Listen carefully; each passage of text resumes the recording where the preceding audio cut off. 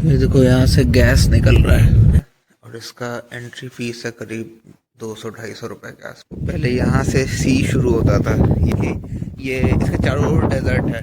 ये डेजर्ट तुम लोग भी देख रही है तो सी बेड है। सब में से कुछ अंदर है नहीं, सिर्फ लोहा बचा है।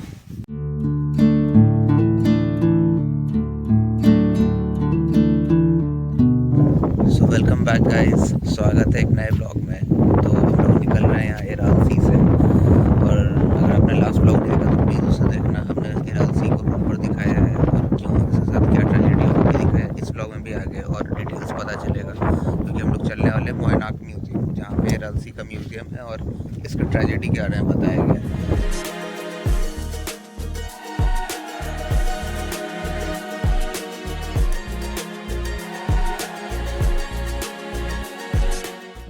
ये देखो सनराइज हो रहा और उधर ही सी है वहाँ नीचे में। हम लोग थोड़ा भी यहाँ से दूर आ गए। उधर हम लोग का यूट था थोड़ा दूर पे।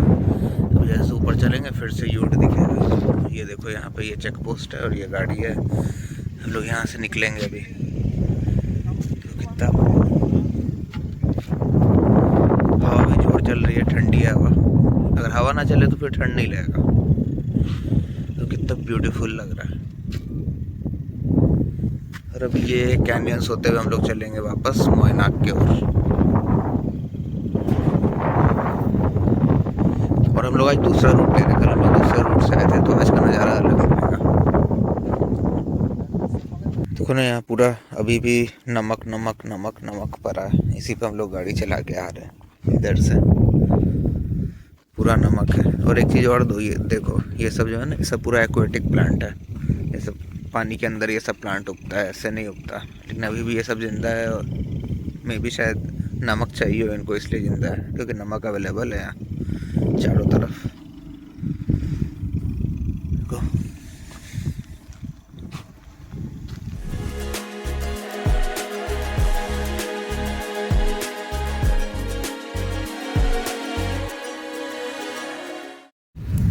ये देखो यहाँ से गैस निकल रहा है। एस्को नाम की कंपनी है, ये निकाल रही है। मतलब ये जो इरालसी सूखा है तो इसके नीचे बहुत सारा गैस और आपका ऑयल है। तो अब इसको ऐसे यूटिलाइज किया जा रहा है।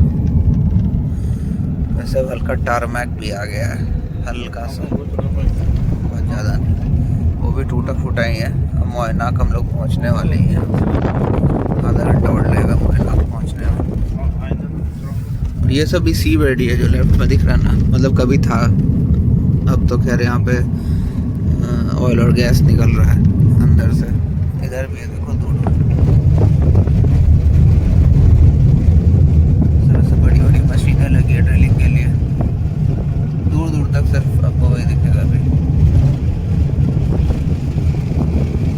तो ये आ गए हम लोग म्यूजियम इरालसी के।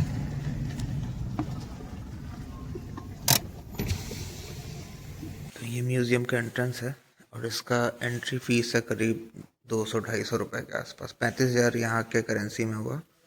INR में 200 या 250 के आसपास होगा। तो यहाँ पे एक छोटा सा मूवी भी दिखाया जाता है, देखते हैं क्या क्या दिखाया जाता है।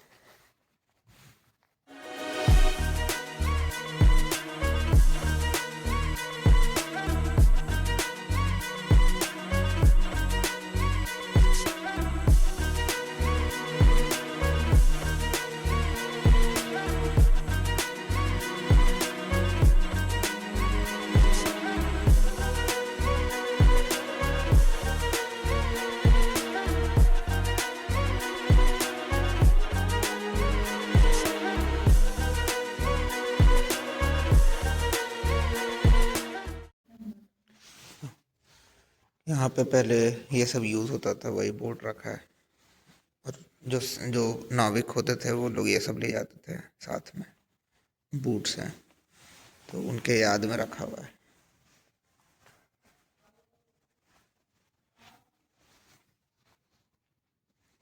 और उधर कुछ फोटोग्राफ्स है।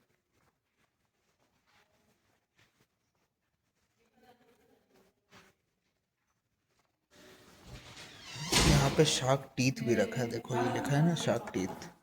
मतलब यहाँ पे शार्क भी होती थी एरल सी में। उनके टीथ से बड़े बड़े शेल्स हैं। बाकी छोटे छोटे मॉन्यूमेंट। ये पक्षियाँ भी होती थी जो कि अब विलुप्त हो गई, जो कि अब सी ही नहीं रहा।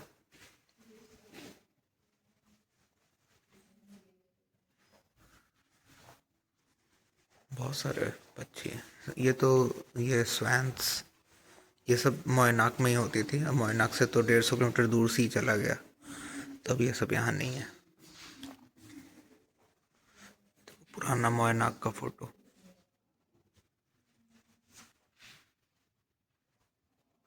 एक बार म्यूजियम जरूर आना, ये वर्थ विजिटिंग। यहाँ पे आपको स्टोरी अच्छे से समझ आ जाएगी, क्यों हुआ, कैसे हुआ।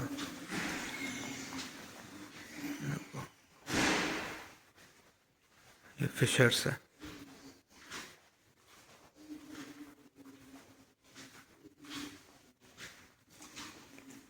ये पुराना जो होता है ना, वो नाव में रखते थे ना लाइट वाइट जलाने के लिए, या शिप भी बोल सकते हो उसमें। ये व्हील लिखा है, स्टीमर स्टीयरिंग व्हील यहाँ लिखा है। ये सब जानवर भी यहाँ होते थे, वाइल्ड कैट। तो इकोसिस्टम से खिलवाड़ करने से बस 100 किलोमीटर समुद्र पीछे गया, लेकिन इकोसिस्टम में कितना कुछ चेंज हो गया देखो। 100-150 किलोमीटर में ये जानवर सब विलुप्त हो गए। इसका नाम था स्टेपी फॉक्स, क्योंकि फिर वो जो साइकिल चलता है एक जो नेचर का, वो रुक गया ना। तो गूज गूज हेमनिक ये भी है। पक्षियाँ काफ़ी सारी हैं यार जो विलुप्त हो गए। ये तो कम है। Swamp links. और देखो यहाँ पे स्नोफॉल भी होता था, तो वो स्नोफॉल के टाइम का है।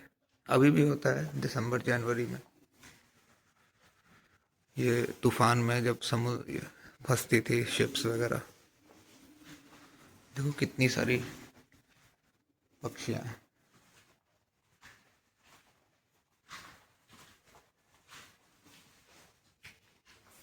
पहले यहाँ से सी शुरू होता था, ये बंदरगाह था एक तरह का, और अब पूरा सूख चुका है। दूर दूर तक कुछ भी नहीं है।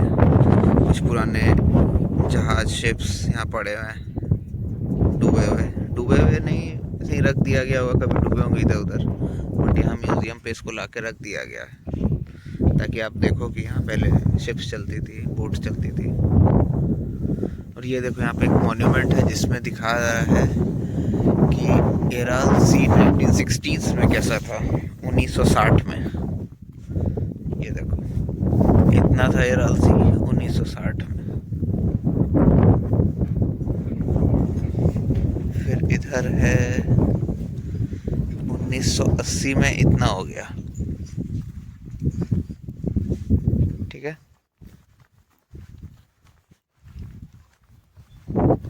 फिर आज के दिन में इतना है, पूरा सूख चुका है। बस ये थोड़ा सा बचा इतना। और हम लोग कल इस जगह पे कहीं पे थे,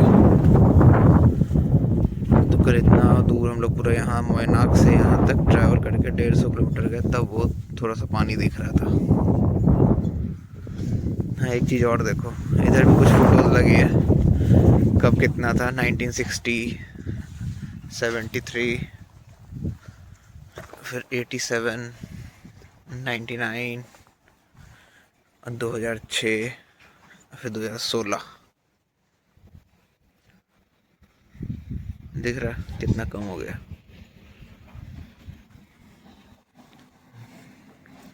60 से 73 में ज़्यादा डिफरेंस नहीं आया, क्योंकि तब पानी कम हो रहा था, ऊपर से लेवल कम हो रहा था। और 73 और 80 मतलब होता है ना, इस टाइम पे पानी कम हो रहा था। ऐसा नहीं कि इस टाइम पानी कम नहीं हो रहा था, पर पानी का लेवल कम हो रहा था। और धीरे धीरे लैंड दिखना शुरू हो गया जब पानी का लेवल ज़्यादा कम हो गया। तो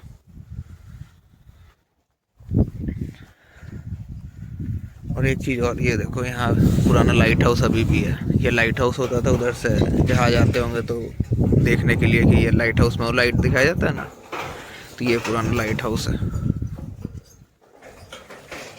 वो रहा म्यूजियम।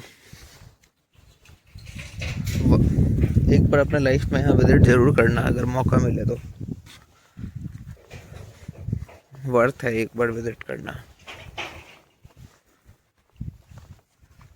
ये ऐसे ऐसा नज़ारा बार बार नहीं दिखा जब आपको पता हो कि यहाँ पे समुद्र था। और ये कोई बहुत पुराना 1000 2000 5000 साल पहले, करोड़ों साल पहले का बात नहीं है। आज से 50 साल पहले यहाँ पानी था इस जगह तक, 100 फीट ऊपर तक पानी था। अब कुछ नहीं है। चलो एक बार नीचे भी चलेंगे, वहाँ पे कुछ लोग पहुँचे हुए भी हैं। अभी ये देखा है, ये थोड़ा सा बोट है ना, ये सब बोट के उसमें बनाया गया इसको, डिज़ाइन को। ये देखो नीचे जहाज सब। वैसे ये सब यहाँ डूबी नहीं थी, मैं अपना ओपिनियन बताऊँ तो। ये क्या है कि ये सामने बंदरगाह था, देखो ऊपर अभी हम लोग वहाँ खड़े थे, और ये कम से कम 50 फीट नीचे होगा। कैमरा में शायद नहीं लग रहा, बट ऊपर एकदम कितने साथ में हम लोग वहाँ पे थे, अब एकदम नीचे आ गए। तो एक्चुअली क्या है कि अब ये सब शिप्स यहाँ पड़ी थी, इनका कोई काम था नहीं, तो ये लोग क्या किए होंगे कि यहाँ पे जो पड़ा है इसको एज अ म्यूज़ियम यहाँ पे सामने रख दिए कि भाई आओ देखो कैसे ट्रेजेडी हुआ हमारे साथ, हेराल्सी का क्या ट्रेजेडी था और ह्यूमंस ने क्या किया। तो वो दर्शाने के लिए कि यहाँ पे कभी नाव चला करती थी, पुरानी नाव यहाँ छोड़ दी, क्योंकि पानी तो एक दिन में ऐसा हुआ नहीं ना कि आज कल यहाँ पानी था और फिर अचानक से पानी गायब हो गया। वो तो 50 साल लगे धीरे धीरे धीरे, कितना सैकड़ों किलोमीटर दूर जाने में। तो वही जो पुराना शिप्स कोई काम का रहा नहीं, तो उसको यहाँ पे लोग छोड़ दिए। ये सब शिप्स भी होगा 60-70 साल पुराना तो ज़रूर होगा, 1950 के आसपास के सब छोटा छोटा बोट्स है, बहुत सारा रखा है यहाँ पे। और अब एरल सी से कोई शिप कहीं जाता नहीं है, ना कोई बोट कहीं जाता है। जो थोड़ा बहुत चलता भी तो उतना दूर में, उधर जहाँ हम लोग कल गए थे उधर है, इधर तो कहीं कोई जाता नहीं बोट से, तो कोई काम रहा नहीं। और यहाँ पे जो अभी मूवी देखा हमने अंदर, तो उसमें उन्होंने बताया कि यहाँ पे जो मेन ऑक्यूपेशन था लोगों का वो था फिशिंग, क्योंकि जो एराल सी है ना काफ़ी यूनिक सी था 1960 के टाइम में, काफ़ी यूनिक सी था। आज भी वैसे यूनिक ही होता है इस वजह से क्योंकि ये इसके चारों ओर डेजर्ट है। ये डेजर्ट तो हम लोग भी देख रहे हैं, ये तो सी बेड है, लेकिन इसके ऐसे भी है चारों तरफ डेजर्ट है। तो सेंट्रल एशिया में वैसा कोई बड़ा सी नहीं है आसपास, ये कोई बहुत पानी का स्रोत वैसा कुछ नहीं है। तो लोगों का जो मेन ऑक्यूपेशन था वो यहाँ पे फिशिंग था। तो ये जो बोट्स है इनसे ये लोग फिशिंग करते थे। तो ये सी सूखने से इनका सबसे बड़ा जो ऑक्यूपेशन था वो छिन गया धीरे धीरे। तो आज के टाइम में तो चलो अब गैस वैस ये निकल रहा है, लेकिन 50-60 साल में ये जगह बहुत पीछे चली गई इकोनॉमिकली। यहाँ के लोगों को कहीं और सेटल होना पड़ा, इसलिए काफ़ी खाली खाली सा भी है और उतना डेवलपमेंट भी इधर नहीं, क्योंकि लोग छोड़ के जा चुके हैं, इनके पास कोई काम धाम नहीं था। अब देखो गैस आ रहा है या पेट्रोलियम निकल रहा है, तो उससे हो सकता है आने वाले 40-50 साल में वापस से बहुत प्रॉस्पेरस जगह हो जाए, वो अलग बात है। लेकिन 50-60 साल पहले लोगों का ऑक्यूपेशन छिन गया इस वजह से धीरे धीरे, क्योंकि फिशिंग इंडस्ट्री एक तरह से पूरी तरह ख़त्म हो गई, लोगों का जो मेन ऑक्यूपेशन था वो पूरी तरह से ख़त्म हो गया। और मुझे एक बार और वीडियो में ये पता चली कि यहाँ पे जो सोवियत थे उन्होंने बंद क्यों किया था। उन्होंने एक्चुअली क्या किया कि जो पानी था ना उसका, नदी का जो दोनों साइड से आता था उसका पानी, एक्चुअली इन लोगों ने, क्योंकि जो नदी का पानी होता है वो तो फ्रेश होता है, उसमें तो सॉल्ट होता नहीं, तो उन लोग को कॉटन उगाने के लिए पानी चाहिए था, तो उसका पानी डाइवर्ट कर दिया बहुत सारे कैनाल्स में, समझे। तो नदी का पानी अभी भी आता है, बट धीरे उनको उसका लेवल, नदी का पानी के आने का लेवल बहुत कम हो गया, जिसके वजह से वो इस सी के लेवल को वो नदी मेंटेन नहीं कर पाया। जैसे पहले मान लो 100 लीटर पानी आता होगा, धीरे धीरे 90 लीटर आने लगा, 80 लीटर 70 लीटर ऐसे कर देता है। आज के टाइम में 2-4-5 लीटर पानी ऐसे आता है। जस्ट फॉर एग्जाम्पल बता रहा हूँ, इसका नंबर बहुत बड़ा होगा, मैं एक एग्जाम्पल दिया कि पहले कितना आता होगा फिर धीरे धीरे कितना है, क्योंकि पानी डाइवर्ट होकर कॉटन में जाने लगा। और कॉटन इंडस्ट्री यहाँ पे आसपास जो सेंट्रल एशिया है इसमें बहुत डिमांड हो रहा था 1960s 50s के टाइम में। तो सोवियत ने सोचा क्यों ना इसका पानी, जो नदी का पानी है उसको यूज़ करके कॉटन फार्मिंग में यूज़ किया जाए, और उसके लिए उन लोगों बड़े बड़े कैनाल्स और इरीगेशन के लिए वो सब कैनाल्स बनाए, जिसकी वजह से पानी एराल सी में आना बंद हो गया और ये मेंटेन नहीं रह पाया। तो नेचर का वो साइकिल होता है ना कि पानी आ रहा है, जैसे साल में 10% पानी अगर इवेपोरेट हुआ तो 10% वो नदी से आ गया, भले सीधे देखने में बहुत बड़ा लगता हो, बट उसको मेंटेन करने के लिए एक सोर्स ऑफ वाटर चाहिए, सोर्स ऑफ कुछ चाहिए, मतलब सिर्फ बरसात से ये मेंटेन नहीं हो पाएगा, वैसे भी आसपास सिर्फ डेजर्ट्स है, तो कैसे कितना ही बरसात इसको मेंटेन कर पाएगा। तो ये था मेन रीज़न इराल सी के सूखने का। उम्मीद करता हूँ आपको ये वीडियो अच्छा लग रहा होगा। एक बार और मैं वॉक अराउंड आगे से भी दे देता हूँ और भी शिप्स दिखाता हूँ।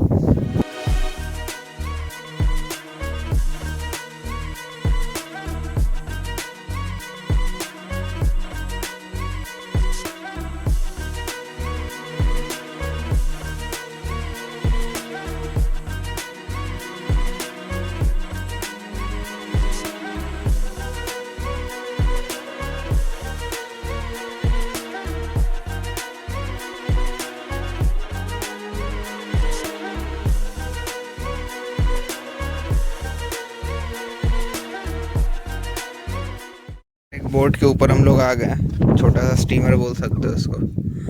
तो यहाँ पे देखो ना, यहाँ भी लोग अपना इंस्टाग्राम का आईडी और कुछ कुछ लिख के चले गए, कुछ उधर दिल बना के उस वाले पे। तो इसमें अंदर भी कुछ कुछ लोग कचरा डाल दिए। हर जगह ऐसे लोग होते ही है। तो बाकी सब में से कुछ अंदर है नहीं, सिर्फ लोहा बचा है, थोड़ा सा जंग भी खा रहा है।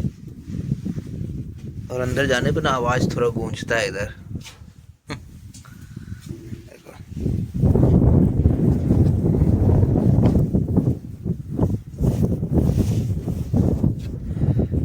तो ये था ऊपर म्यूजियम। तो उधर भी कुछ लोग ऊपर चल रहे हैं बोट पे। और तो भाई क्या ही बताएं, बहुत दूर दूर तक कुछ भी नहीं है। समुद्र का नामो निशान नहीं, एक बूंद पानी का नामो निशान नहीं है।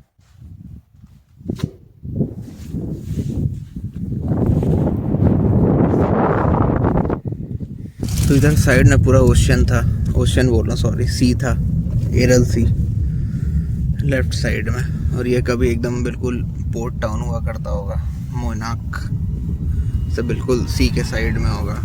तो यहाँ लोग आते होंगे अपना बीच पे एंजॉय करने के लिए। लेकिन आज के टाइम बिल्कुल खाली हो गया। अब गैस और ऑयल इंडस्ट्री की वजह से ये जाना जाएगा आने वाले टाइम में। इधर भी कुछ है, टेक्सटाइल लगता है, ये लोग टेक्सटाइल को टेक्सटाइल लिखते हैं। आगे देखो, आगे कुछ काम चल रहा है।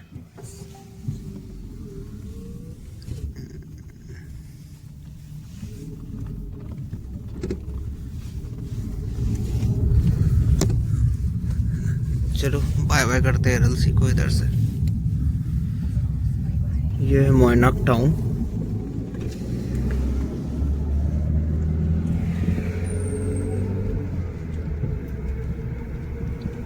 बिल्कुल खाली खाली है मोनाक टाइम्स। तो यहाँ पे भले खाली है तो भी रेड लाइट है। 20 सेकंड का रेड लाइट है। हम लोग तो मोनाक को अलविदा कह रहे हैं। इसके साथ ही उज्बेकिस्तान का भी ये लास्ट डे कह सकते हैं एक तरह से, क्योंकि अब हम लोग जा रहे हैं यहाँ से नुकुस।